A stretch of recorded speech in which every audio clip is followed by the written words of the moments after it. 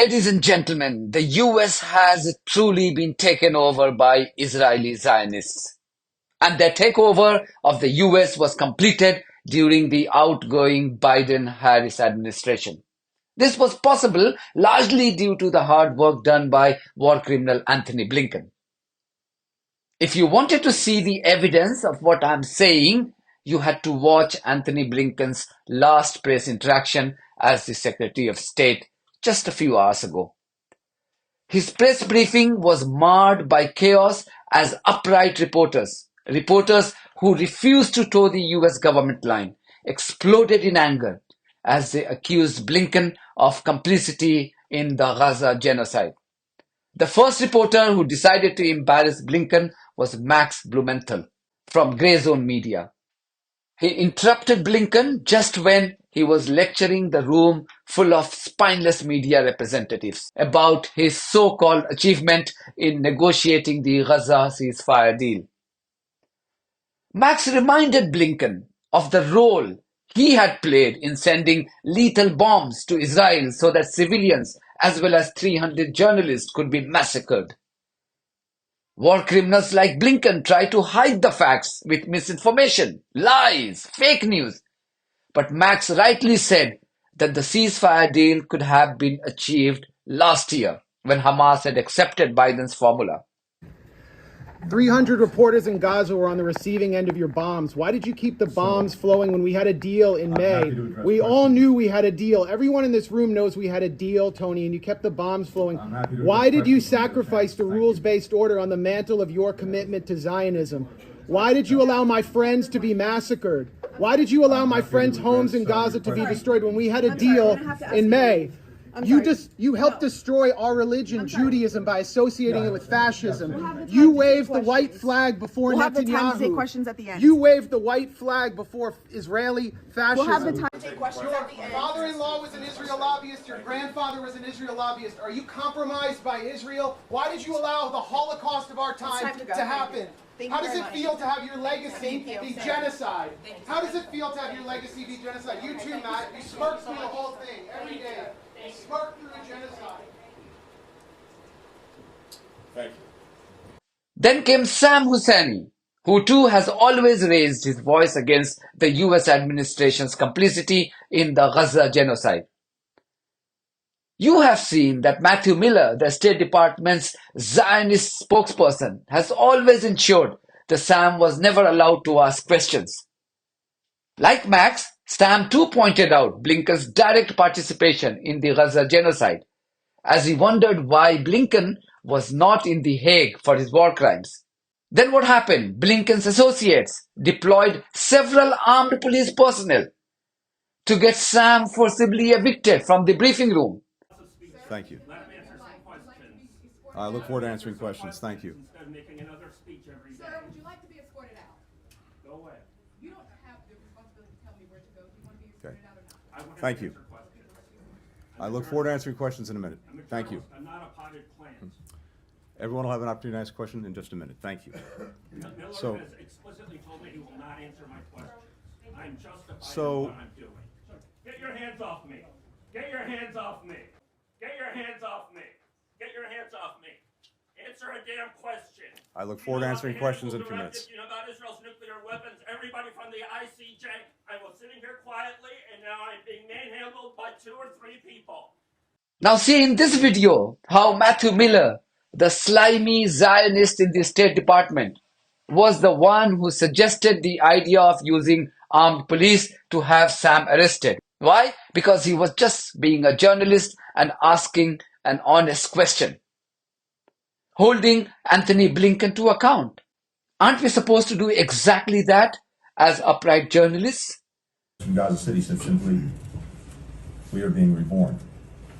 It's also a moment of historic possibility. You can leave, sir. You want to come with us right Again, now? I'm happy to address questions. No, I want him to answer my question. I look forward to answering questions. speak for an Thank you. hour. Okay, well, we'll let him speak. We'll hear from him. Thank you. Gets to make lots of speeches. Thank you. Answer some questions. I look forward to answering questions. Thank you. Instead of making another speech every Sir, day. would you like to be escorted out? Go away. You don't have the responsibility to tell me where to go. You want to be escorted out or not? I will Thank answer you. questions.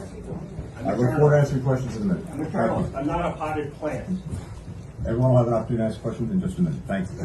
Miller has explicitly told me he will not answer my questions. Thank you. I'm justified So- in what I'm doing. I have no greater pleasure in this job than crossing off a list I carry in my pocket, the names of those who have been arbitrarily detained and unfairly held hostage, unjustly held hostage, and bringing them home, returning them to their families, returning them to their loved ones.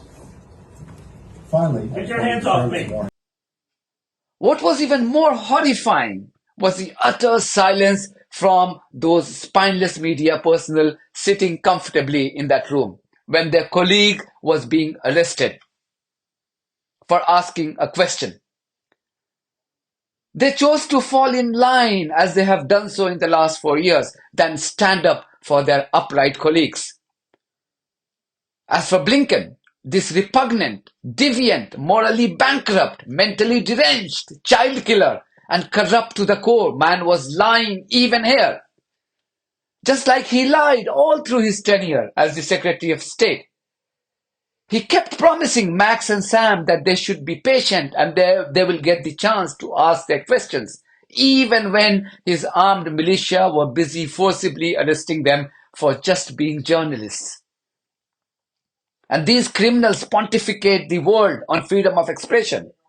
This is the country that claims to have the First Amendment, which guarantees citizens freedom of expression. But since this country is now in the firm grip of Israel and billionaire Zionists, who cares about the First Amendment? No US laws apply to Zionists.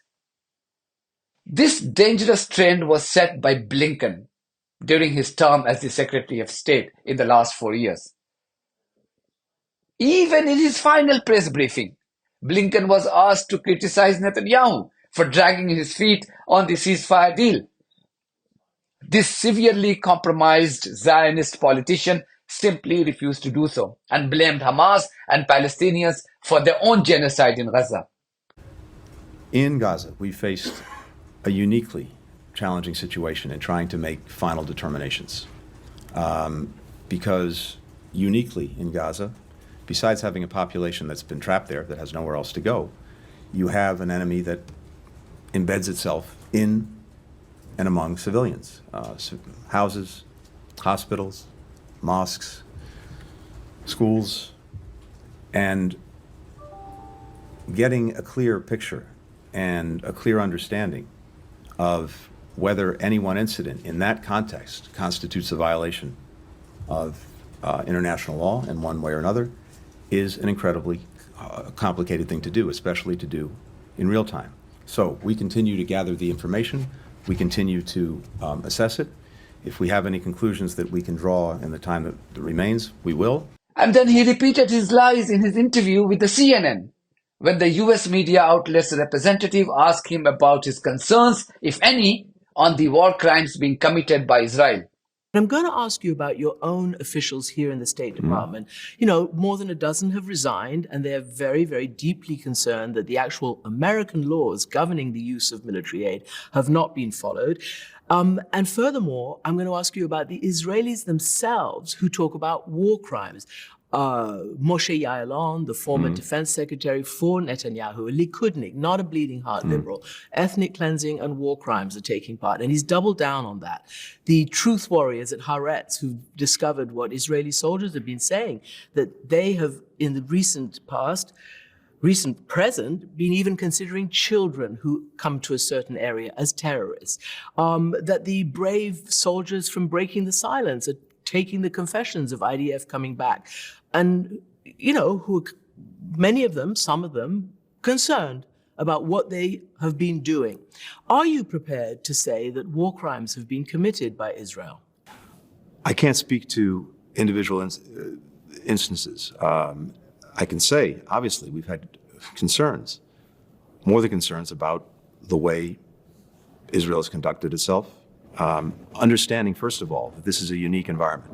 one we haven't really seen before, one where you have a population that's trapped inside of Gaza. In virtually every other situation in the world, people are able to get out of harm's way. They become refugees in a neighboring country. That's not a good thing, but it's better than being caught in the middle of this kind of maelstrom.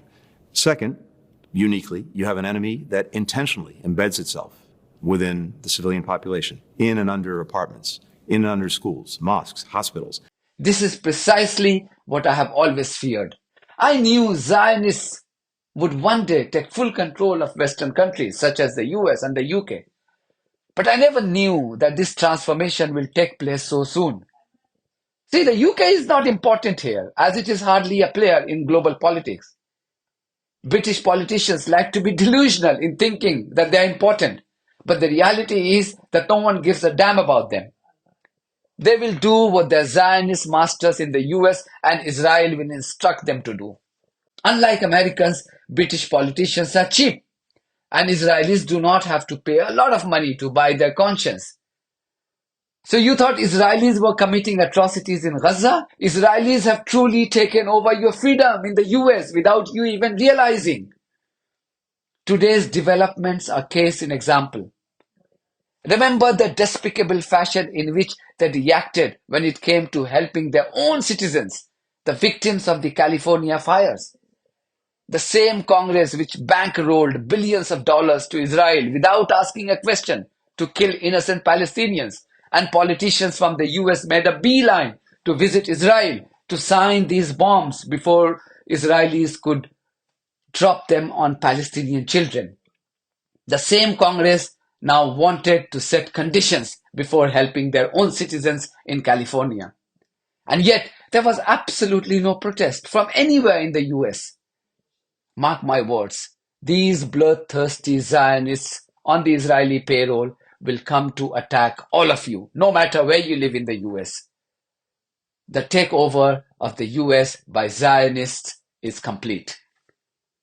That's it from me. Thank you very much for your support of this platform and our journalism on buymeacoffee.com and Patreon. If you do think that our journalism is worth supporting, then you too should consider becoming part of it. In the meantime, if you haven't subscribed to my channel, please do so, because that's one of the many ways you can support independent journalism. God bless you all.